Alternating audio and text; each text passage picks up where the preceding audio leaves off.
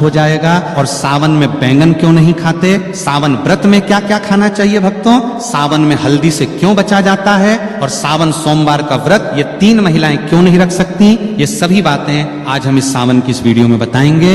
लेकिन उससे पहले कमेंट बॉक्स में भगवान शिव जी का जयकारा लगाते हुए हर हर महादेव जरूर लिखें, लाइक जरूर करें। भगवान शिव जी की भक्ति का यह सफर बहुत ही अद्भुत है, इसलिए इस वीडियो को एक पल के लिए भी छोड़कर मत जाना, क्योंकि शास्त्रों में लिखा है कि अधूरी जानकारी हमेशा सर्वनाश का कारण ही बनती है। भक्तों, वर्ष 2026 में सावन का पावन महीना 30 जुलाई दिन गुरुवार से प्रारंभ होकर 28 अगस्त तक रहेगा। ये महीना भगवान शिव जी और माता पार्वती की उपासना के लिए अत्यंत शुभ और मंगलकारी माना जाता है। इस वर्ष सावन के दौरान कुल 4 सोमवार व्रत पड़ रहे हैं, जिनका विशेष धार्मिक महत्व है। पहला सावन सोमवार व्रत 3 अगस्त को मनाया जाएगा, दूसरा सोमवार 10 अगस्त को, तीसरा 17 अगस्त को और सावन का चौथा तथा अंतिम सोमवार व्रत 20 अगस्त को होगा। सावन का समापन 28 अगस्त 2026 को हो रहा है, जो कि रक्षाबंधन का पर्व है। इसी दिन बहनें अपने भाइयों की कलाई पर रक्षा सूत्र यानी राखी बांधकर भाई बहन के अटूट प्रेम और विश्वास के त्योहार को मनाएंगी। सावन का पहला दिन यानी 30 जुलाई भगवान श्री हरि विष्णु की कृपा प्राप्ति के लिए भी बहुत दुर्लभ और शुभ संयोग लेकर आ रहा है। पौराणिक मान्यताओं के अनुसार सावन के पूरे महीने में शिव भक्त शिवलिंग पर जल और बेलपत्र अर्पित करके सुख समृद्धि, सौभाग्य और दीर्घायु का आशीर्वाद प्राप्त करते हैं। ये समय सुहागिन महिलाओं के लिए अखंड सौभाग्य के नियमों का पालन करने और मंगला गौरी व्रत के माध्यम से पति की उन्नति की कामना करने के लिए सबसे बेहतर माना गया है। अतः 30 जुलाई से शुरू होने वाले इस पवित्र माह में श्रद्धा, नियम और पूर्ण सात्विकता के साथ महादेव की शरण में जाकर कोई भी भक्त अपनी हर मनोकामना पूरी कर सकता है। सावन का महीना कोई साधारण महीना नहीं है। ये ब्रह्मांड के रचयिता, पालनकर्ता और संहारक साक्षात देवों के देव महादेव का काल है। हमारे हिंदू पंचांग के अनुसार जब भगवान विष्णु आषाढ़ मास की देवश्रेणी एकादशी को 4 महीनों के लिए योग निद्रा में चले जाते हैं और पाताल लोक की ओर प्रस्थान करते हैं, तब पूरी सृष्टि पर एक पल के लिए अंधकार छाने लगता है। उस समय ब्रह्मांड को विनाश से बचाने के लिए महादेव स्वयं इस सृष्टि का पूरा कार्यभार अपने हाथों में लेते हैं। इस साल सावन की शुरुआत एक बेहद अद्भुत, दुर्लभ और तांत्रिक संयोग के साथ हो रही है। इस बार जितने भी सावन सोमवार PRH रहे हैं, वे सभी अपने आप में तंत्र मंत्र और अघोर शक्तियों को समेटे हुए हैं। शास्त्रों में लिखा है कि सावन के सोमवार का व्रत रखने से इंसान के 7 जन्मों के संचित पाप भस्म हो जाते हैं।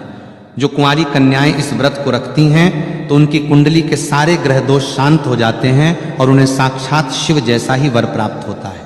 जो विवाहित महिलाएं इसे रखती हैं तो उनके सुहाग पर आने वाली अकाल मृत्यु और यमराज की छाया भी दूर भाग जाती है।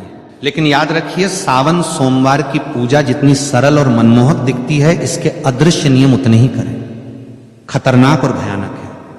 यदि कोई व्यक्ति बिना नियमों को जाने केवल समाज को दिखाने के लिए या अहंकार में यह व्रत रखता है, तो उसे पुण्य की जगह महादेव के तीसरे नेत्र के क्रोध का सामना करना PRH सकता है। शिवलिंग पर जल चढ़ाने का वो भयानक सच जो कोई नहीं बताता। जब हम सावन के महीने में शिव मंदिर जाते हैं तो हमारी आदत होती है कि हम जल का लोटा लेकर सीधे शिवलिंग की तरफ द्वार पड़ते हैं। लेकिन यहीं पर लोग अपने जीवन की सबसे बड़ी आत्मघाती और विनाशकारी गलती कर बैठते हैं। बहुत से लोग मंदिर के अंदर बने नल, कुएं या शिवालय के प्रांगण में लगे हुए वाटर फिल्टर से ही जल भर लेते हैं और उसे शिव जी पर चढ़ा देते हैं। शास्त्रों के अनुसार यह घोर अपराध और वर्जित कर्म माना गया है, जिसे पराया जल या चोरी का जल कहा जाता है।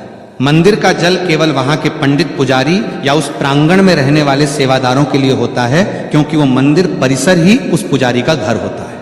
यदि आपका घर मंदिर की सीमा से बाहर है तो आपको हमेशा अपने घर की रसोई से, अपने घर के मटके या शुद्ध जल पात्र से तांबे, चांदी या पीतल के लोटे में जल भरकर ही मंदिर जाना चाहिए।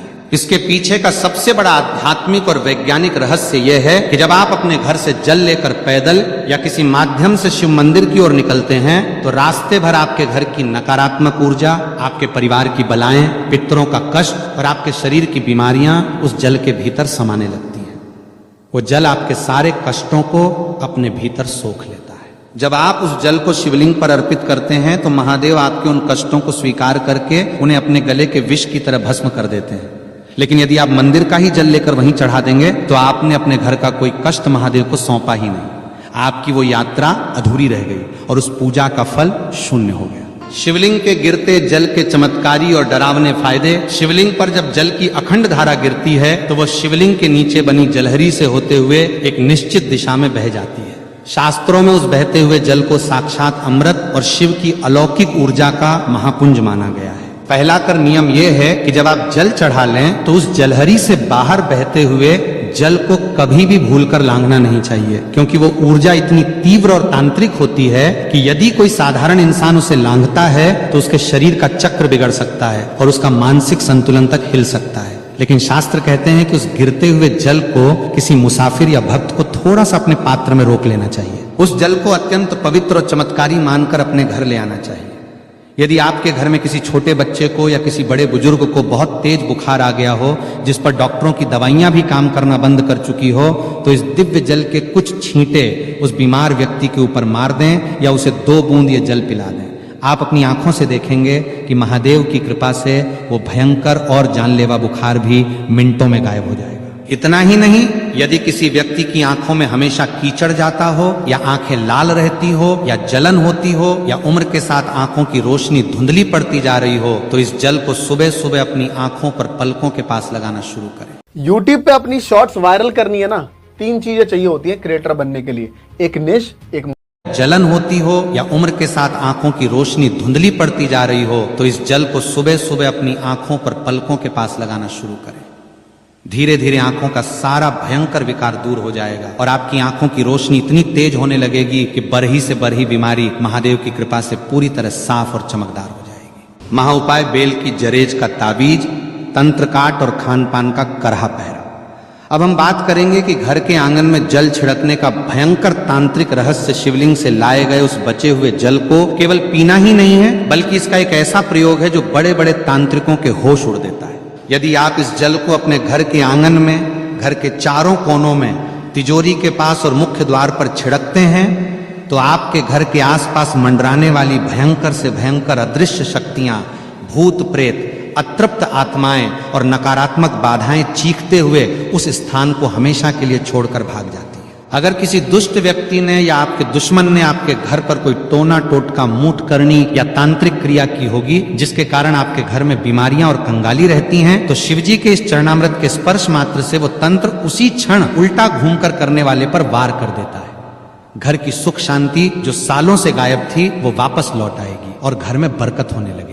लेकिन एक डरावनी चेतावनी याद रहे कि इस जल को कभी भी पैर नहीं लगना चाहिए और ना ही इसे किसी गंदे या अशुद्ध स्थान पर रखना चाहिए और ना ही इसे बाथरूम के आसपास ले जाना चाहिए, अन्यथा इसके परिणाम बहुत ही भयानक और विनाशकारी हो सकते हैं। जल और दूध में क्या मिलाकर चढ़ाएं और धतूरे का गुप्त गणित भोलेनाथ को प्रसन्न करने के लिए केवल सादा जल ही काफी है, क्योंकि भोले बाबा आशुतोष हैं। लेकिन यदि आप अपने जीवन की किसी विशेष और बहुत पुरानी और अधूरी मनोकामना को पूरा करना चाहते हैं तो जल में कुछ विशेष गुप्त वस्तुएं मिलाना अनिवार्य है। सावन के महीने में यदि आप शिवलिंग पर गन्ने का ताजा रस या जूस चढ़ाते हैं तो माता लक्ष्मी जी आपके घर में साक्षात बंध जाती है और दरिद्रता कितनी भी बड़ी हो या कर्ज का पहाड़ कितना भी ऊंचा हो, वो महादेव के सामने घुटने टेक देता है। यदि आपको लगता है कि आपके घर में पितृदोष है या राहु केतु की महादशा चल रही है या बनते काम एन वक्त पर बिगड़ जाते हैं, तो जल के अंदर थोड़े से काले तिल मिलाकर AUM नमः शिवाय का 108 बार जाप करते हुए शिवलिंग पर अर्पित करें। अब बात करते हैं शिवजी के सबसे प्रिय और खतरनाक फल धतूरे की। लोग अनजाने में पैरों से तोड़कर जितने मर्जी धतूरे शिवलिंग पर सजा देते हैं, जो कि पूरी तरह गलत और वर्जित है। शास्त्रों के अनुसार शिवलिंग पर धतूरा को हमेशा विषम संख्या में ही चढ़ाना चाहिए, जैसे कि केवल 1, 3 या 5 धतूरा। असल में इंसान के भीतर छिपे काम, क्रोध, लोभ, मोह और अहंकार का प्रतीक है। जब आप विषम संख्या में धतूरा चढ़ाते हैं तो आप अपनी इन मानसिक बुराइयों और जहर को महादेव के चरणों में सौंप रहे होते हैं। इसके साथ ही सावन में पंचामृत का भोग लगाना चाहिए, जिसमें शुद्ध गाय का कच्चा दूध, गाढ़ा दही, घर का निकाला हुआ घी, शुद्ध शहद और मिश्री की शक्कर शामिल हो। यह सभी सामग्री शिवजी को तृप्त करती है। लेकिन याद रखें कि पंचामृत में कभी भी बाजार की डिब्बा बंद या मिलावटी चीजों का इस्तेमाल भूलकर भी ना करें। व्रतधारियों के लिए तो दूध पीने की सख्त मनाही का वैज्ञानिक और धार्मिक सच सावन के महीने में व्रत रखने वाले भक्तों को एक ऐसी गुप्त बात का ध्यान रखना चाहिए जो अक्सर लोग अनदेखा कर देते हैं और बाद में पछताते हैं। यदि आपने सावन सोमवार का व्रत रखा है या पूरे सावन के नियम का पालन कर रहे हैं तो आपको भूल कर भी दूध का सेवन नहीं करना चाहिए। इसके 2 बहुत बड़े और ठोस कारण हैं। पहला कारण पूरी तरह धार्मिक है। सावन के महीने में दूध पूरी तरह से भगवान शिव को समर्पित होता है, क्योंकि समुद्र मंथन के समय निकले विष के कारण उनके कंठ में जो भयंकर जलन हो रही थी उसे शांत करने के लिए सभी देवताओं ने उन पर दूध और जल चढ़ाया था। जो चीज सीधे भगवान को अर्पित की जा रही हो उसे व्रतधारी स्वयं ग्रहण नहीं कर सकता, इसे उच्चिष्ट या दोष माना जाता है। दूसरा कारण वैज्ञानिक और डरावना है। सावन में चारों तरफ भारी वर्षा होती है जिससे जमीन पर अजीबोगरीब की माकोर फंगस और जहरीली घास उगाती है। जब गाय और भैंस इस घास को चरती हैं तो वो विषैला तत्व उनके दूध में भी आ जाता है। सावन के दिनों में इंसान की जठराग्नि यानी पाचन शक्ति बहुत कमजोर होती है, इसलिए इस समय दूध पीना साक्षात पेट की भयंकर बीमारियों और विष को न्योता देना है। ये दूध केवल छोटे बच्चों, असहाय बुजुर्गों या भयंकर रूप से बीमार लोगों को ही दिया जाना चाहिए, क्योंकि उनके जीवन की रक्षा के लिए शास्त्रों में विशेष छूट है। एक स्वस्थ व्रतधारी अगर सावन में दूध पीता है तो उसका व्रत तत्काल प्रभाव से दूषित और खंडित हो जाता है। कुत्तू के आटे का डरावना सच की है मकोर है और व्रत टूटने का भय। व्रत के दौरान लोग फलाहार के नाम पर कुत्तू के आटे की पूरियां, पकौड़ियां, पराठे या हलवा भरे चाव से खाते हैं और सोचते हैं कि उन्होंने बहुत पवित्र भोजन किया है। लेकिन क्या आपको पता है कि बाजार में मिलने वाले कुत्तू के आटे में एक ऐसा डरावना रहस्य छिपा है जो आपके व्रत को पूरी तरह नष्ट करके आपको नरक का भागी बना सकता है। कुत्तू का आटा काफी समय पहले पीसकर बोरियों में बंद करके रखा जाता है, जिसके कारण नमी पाकर उसके भीतर बहुत ही बारीक, सूक्ष्म और छोटे छोटे कीड़े मकोड़े पैदा हो जाते हैं, जिन्हें बिना गौर किए नग्न आंखों से देखना नामुमकिन सा होता है। यदि आप बाजार से पैकेट या खुला आटा लाकर बिना उसे अच्छी तरह जांचें और बिना बहुत बारीक छलनी से छाने सीधे तेल में तलकर इस्तेमाल कर लेते हैं तो अन्न जाने में आप उन सैकड़ों जीवित जीवों और कीड़ों को भी पकाकर खा जाते हैं। शास्त्रों में साफ साफ लिखा है कि व्रत के दौरान यदि आपके पेट में एक भी कीड़ा या जीव चला गया तो वो मांस भक्षण यानी मांस खाने के बराबर माना जाएगा।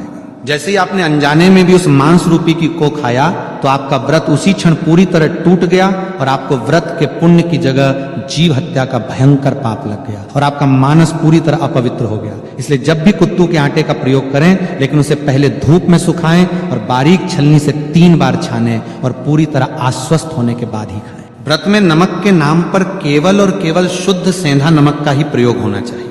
साधारण समुद्री नमक का एक दाना भी व्रत को नष्ट कर देता है। बेल के पैरे की झड़ का ताबीज और अदृश्य शक्तियों का परछाई नाश सावन के महीने में बेल पत्र का महत्व तो बच्चा बच्चा जानता है, लेकिन बेल के पैर की जरज में जो तांत्रिक, सुरक्षात्मक और अलौकिक शक्तियां होती हैं उसके बारे में कोई नहीं बात करता। सावन के किसी भी सोमवार को सुबह सूर्योदय से पहले उठकर स्नान करके बेल के प्राचीन वृक्ष के पास जाएं, वहां धूप दीप जलाकर प्रार्थना करें और उसकी जड़ का एक छोटा सा टुकड़ा कुल्हार ही या लोहे से नहीं बल्कि लकड़ी या हाथ से प्यार से तोड़ कर ले आए। उस टुकड़े को गंगा जल और गाय के कच्चे दूध से धोकर पहले शिवलिंग पर स्पर्श कराएं और फिर उसे महादेव का प्रसाद मानकर वापस ले लें। इसके बाद उस चको, चांदी, तांबे या पीतल के किसी ताबीज के अंदर भरकर काले या लाल धागे की मदद से अपने गले में या दाहिनी बाजू पर बांध लें। ये कोई साधारण लकर ही नहीं रह जाती, ये साक्षात महादेव का त्रिशूल और सुरक्षा कवच बन जाती है। ओ भैया, ये स्कैलियो ने क्या बवाल ऐप लॉन्च कर दिया मार्केट में। D2C ब्रांड्स का गेम चेंज हो जाएगा। 5 मिनट में दिखाता हूं इसने क्या किया है। ये साक्षात महादेव का त्रिशूल और सुरक्षा कवच बन जाती है। इस ताबीज को पहनने के बाद दुनिया का कोई भी ओझा तांत्रिक, कोई भी बुरी नजर, मूठ, भूत, प्रेत, डाकनी, शाकनी या हवा में घूमने वाली नकारात्मक शक्ति आपके आसपास भी नहीं भटक सकती। यदि आपको रात में डरावने सपने आते हैं, अचानक छाती पर वजन महसूस होता है या आपको लगता है कि आपके ऊपर किसी ने कुछ टोना कर दिया है, तो ये JRH उस पूरी बला को अपने भीतर सोख लेगी। इसे पहनने के बाद आपका रुका हुआ कारोबार, आपकी नौकरी और आपका जीवन बहुत तेजी से सफलता की ऊंचाइयों की ओर बढ़ने लगेगा। वैवाहिक जीवन के करे प्रतिबंध वर्जित कर्म और महादेव की परीक्षा के संकेत और पतितप के रिश्ते का वह करवा सच जिससे व्रत सफल या निष्फल होता है, भगवान शिव और माता पार्वती इस पूरी सृष्टि के सबसे पहले, सबसे आदि और सबसे आदर्श पतिपत्नी है। इसलिए सावन के व्रत में पतित के आपसी व्यवहार और मानसिक पवित्रता का बहुत गहरा और सीधा संबंध होता है। जो पतित सावन के महीने में या विशेषकर सोमवार के व्रत के दिन आपस में गाली गलौज करते हैं या एक दूसरे को नीचा दिखाते हैं, ताने मारते हैं या आपस में भयंकर लड़ाई झगड़ा और क्लैश करते हैं, उन्हें सावन का व्रत रखने का कोई अधिकार नहीं है। यदि ऐसी अशांत स्थिति में आप भूखे रहकर व्रत रखते भी हैं तो महादेव आपके उस व्रत को कभी स्वीकार नहीं करते। आपका भूखा रहना केवल एक शारीरिक प्रताड़ना और नाटक बनकर रह जाता है और आपके पुण्य की सारी ऊर्जा उसी क्षण नष्ट हो जाती है। शास्त्रों के अनुसार देवी देवता हमेशा पति के प्रेमपूर्ण जोड़े की सामूहिक सकारात्मक और ऊर्जा से ही प्रसन्न होते हैं। यदि आपका पति आपसे प्यार से बात करके या आपकी सहमति से आपको खुश रखकर किसी काम के सिलसिले में नौकरी पर या विदेश गया है तो पत्नी घर पर रहकर पूरी निष्ठा से व्रत रख सकती है। लेकिन यदि दोनों के बीच भयंकर क्लैश हुआ है, पत्नी रोते हुए और पति को गाली देते हुए अपने मायके जाकर बैठ गई है और वहां सावन का व्रत रख रही है, तो वो व्रत पूरी तरह निष्फल है। कोर्ट मैरिज और अधूरी शादी वाली महिलाओं के लिए शास्त्रों का करह निषेध आज के आधुनिक और पाश्चात्य युग में बहुत से युवा कोर्ट में जाकर कागजों पर दस्तखत करके शादी कर लेते हैं और समाज में उसे ही अपना पूरा विवाह मान लेते हैं। लेकिन सनातन शास्त्रों, वेदों और हिंदू धर्म के अनुसार कोर्ट मैरिज एक पूरी तरह अधूरा और केवल कानूनी विवाह है। धार्मिक नहीं, जब तक पवित्र अग्नि को साक्षी मानकर वैदिक मंत्रोवार के बीच कन्यादान और 7 फेरे नहीं लिए जाते, तब तक वो विवाह आध्यात्मिक रूप से पूर्ण नहीं माना जाता। शास्त्रों के अनुसार ऐसी अधूरी शादी वाली महिलाओं को सावन का मुख्य और कर व्रत रखने से बचना चाहिए, क्योंकि जब तक विवाह के 7 फेरे पूरे नहीं होते तब तक महिला को अपने पति के आधे पुण्य की प्राप्ति नहीं होती और ना ही वो धार्मिक रूप से अर्धांगिनी कहलाती है। यदि ऐसी महिलाएं व्रत रखना चाहती हैं तो उन्हें पहले विधिवत रूप से भगवान शिव और माता पार्वती जी के सामने 7 फेरे या विवाह की रस्में पूरी करनी चाहिए। तभी उनका व्रत पूर्ण रूप से फलदायी माना जाएगा और उन्हें सौभाग्य की प्राप्ति होगी। कुंवारी कन्याओं और विवाहित महिलाओं के लिए शिवलिंग स्पर्श का रहस्यमय नियम सावन के महीने में कुंवारी कन्याएं मनचाहा और संस्कारी वर पाने के लिए और शादीशुदा महिलाएं अपने पति की लंबी उम्र तथा अखंड सौभाग्य के लिए व्रत रखती हैं। लेकिन यहां भी एक बहुत बड़ा और सख्त नियम है जिसे हर महिला को जानना बेहद जरूरी है। कुंवारी कन्याओं को पूजा करते समय भूलकर भी शिवलिंग का सीधा स्पर्श नहीं करना चाहिए। इसके पीछे का रहस्य बहुत ही गहरा है। शिवलिंग साक्षात महादेव की निराकार, अनंत और अत्यंत तीव्र ऊर्जा का केंद्र है। कुंवारी कन्याओं का शरीर और उनकी आंतरिक ऊर्जा इस तीव्र ब्रह्मांडीय प्रभाव को सीधे संभालने के लिए तैयार नहीं होती, जिससे उनके जीवन में अनजाने में मानसिक अशांति या स्वास्थ्य संबंधी समस्याएं आ सकती हैं। कुंवारी कन्याओं को हमेशा माता पार्वती की मूर्ति या शिवलिंग के नीचे बनी जलहरी का स्पर्श करना चाहिए और दूर से ही जल अर्पित करना चाहिए। इसके विपरीत जो महिलाएं विवाहित हैं, जिनका वैदिक विवाह पूर्ण हो चुका है, वे शिवलिंग का स्पर्श कर सकती हैं। उसे अपनी उंगलियों से चंदन भी लगा सकती हैं और उसकी अच्छे से सेवा कर सकती हैं। इन नियमों का पालन न करने से पुण्य की जगह दोष लग जाता है। सावन में मिलने वाले वो डरावने संकेत जो बताते हैं कि महादेव आपसे प्रसन्न हैं, जब आप पूरी निष्ठा कर नियमों और शुद्ध अंतःकरण के साथ सावन का व्रत रखते हैं तो महादेव आपकी परीक्षा भी लेते हैं और साथ ही साथ आपको कुछ ऐसे दिव्य और अलौकिक संकेत देते हैं जिन्हें देखकर कोई भी साधारण इंसान डर के मारे कांप उठेगा। यदि सावन के महीने में अचानक आपके घर के भीतर बेडरूम में या आंगन में कोई चमकीला काला नाग दिखाई दे या नाग नागिन का जोरा मस्ती करता हुआ दिखे तो घबराकर चीखे मत, भागे मत और ना ही किसी लाठी से उसे कोई नुकसान पहुंचाए।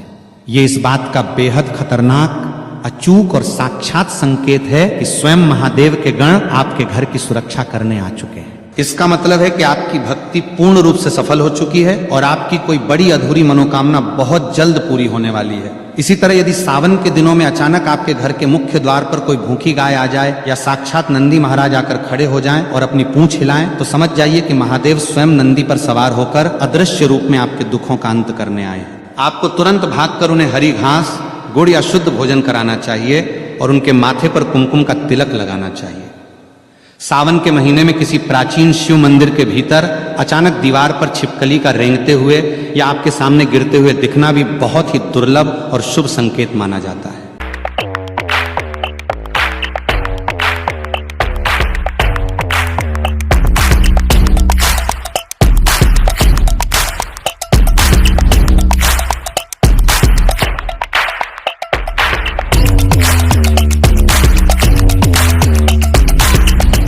नमस्कार, मैं अमित भोबिया। दोस्तों, आज मैं आप लोगों को बताऊंगा केरला गवर्नमेंट के द्वारा भी बहुत ही दुर्लभ और शुभ संकेत माना जाता है। यह अचानक होने वाले धन, आगमन और कर्ज मुक्ति का अचूक प्रतीक है। भीमराज और काली मधुमक्खी का रहस्यमय और तांत्रिक आगमन सावन के महीने में कई बार हमारे घरों में काले रंग का एक बरहा सा उड़ने वाला जीव आता है, जिसे ग्रामीण भाषा में कुछ लोग भीमराज कहते हैं या काली परही मधुमक्खी यानी भंवरा कहते हैं। इसकी गूंज बहुत तेज होती है। यदि ये जीव अचानक आपके घर में आकर कानों के पास गूंजने लगे या आपके पूजा घर में रखे दीपक के आसपास चक्कर काटने लगे तो डर कर उसे मारे नहीं। यह साक्षात माता दुर्गा के ब्राह्मणी रूप के आगमन का संकेत है। शास्त्रों में भंवररे और काली मधुमक्खी को माता ब्राहरी और मां दुर्गा का दूत माना गया है। इसका घर में आना इस बात का अकाट्य प्रमाण है कि आपके घर पर जो भी भयंकर तंत्र मंत्र, मूठ, नजर दोष या अलावला मंडरा रही थी, उसे माता दुर्गा के दूतों ने स्वयं भस्म कर दिया है और अब आपके घर में सुख, समृद्धि, वैभव और असीम शांति का वास होने वाला है। महादेव को 56 भोग या सोने चांदी के बर्तनों की आवश्यकता नहीं है, वे तो केवल सच्चे भाव और जल के भूखे हैं। लेकिन जब आप अपनी श्रद्धा से उन्हें भोग लगाते हैं तो आपको शास्त्रों में लिखी सही विधि का पता होना चाहिए। सावन में शिवजी को कभी भी बाजार की मिलावटी, केमिकल युक्त या खोए की कृत्रिम मिठाइयों का भोग न लगाएं। यदि आप बर्फी का भोग लगाना चाहते हैं तो वो घर पर शुद्ध दूध से बनी खोए की होनी चाहिए और भूलकर भी उसमें चांदी का वर्क नहीं लगा होना चाहिए, क्योंकि चांदी का वर्क बनाने की प्रक्रिया में कई बार अशुद्ध और वर्जित चीजों का प्रयोग होता है जो महादेव को क्रोधित कर सकता है। शिवजी को दही का भोग लगाना अत्यंत शुभ माना गया है। खासकर सावन के तपते और उमस भरे मौसम में दही पूरी तरह से ताजा होना चाहिए। खट्टा खमीर उठा हुआ या बासी दही शिवलिंग पर चढ़ाने से घर में क्लेश और बीमारियां बढ़ती हैं। पंचामृत बनाते समय दूध, दही, घी, शहद और मिश्री को एक निश्चित पवित्र अनुपात में मिलाएं और उसे तांबे के बर्तन में कभी न रखें। तांबे के पात्र में दूध या दही रखने से रासायनिक प्रतिक्रिया होती है और वह पंचामृत जहर के समान एसिडिक हो जाता है, जिसे शिवलिंग पर चढ़ाना पाप है। पंचामृत के लिए हमेशा पीतल, चांदी, कांसे या मिट्टी के पवित्र पात्र का ही प्रयोग करें। समुद्र, मंथन और हल्लाहल विष की वो पौराणिक कथा जिससे कांप उठी थी। पूरी सृष्टि सावन के इस पावन, अलौकिक और डरावने एपिसोड के अंत में आइए सुनते हैं वो अमर पौराणिक कथा जिसे सुने या पढ़े बिना सावन का कोई भी व्रत, सोमवार की पूजा या उपवास कभी पूरी तरह फलदायी नहीं हो सकता। सतयुग के दौरान जब देवताओं और असुरों के बीच अमृत की चाह में ऐश्वर्य और अमृत प्राप्ति के लिए क्षीर सागर में समुद्र मंथन किया जा रहा था, तब मंदराचल पर्वत को मथानी और नागराज वासुकी को रस्सी बनाया गया था। एक तरफ देव थे और दूसरी तरफ दानव मंथन की उस तीव्र और भयंकर प्रक्रिया से अचानक समुद्र के भीतर से एक गहरा, काला, खौफनाक और अत्यंत विनाशकारी धुआं निकलने लगा। ये कोई साधारण धुआं नहीं था, ये साक्षात हलाहल नाम का महावश था जो ब्रह्मांड का सबसे खतरनाक जहर था। उस विष की गर्मी और जहरीली लपटें इतनी खतरनाक थीं कि तीनों लोकों के प्राणी तरह तरप कर मरने लगे। देवताओं के मुकुट पिघलने लगे, वनस्पति सूखने लगी और असुरों का दम घुटने लगा और पूरी सृष्टि। डिजिटल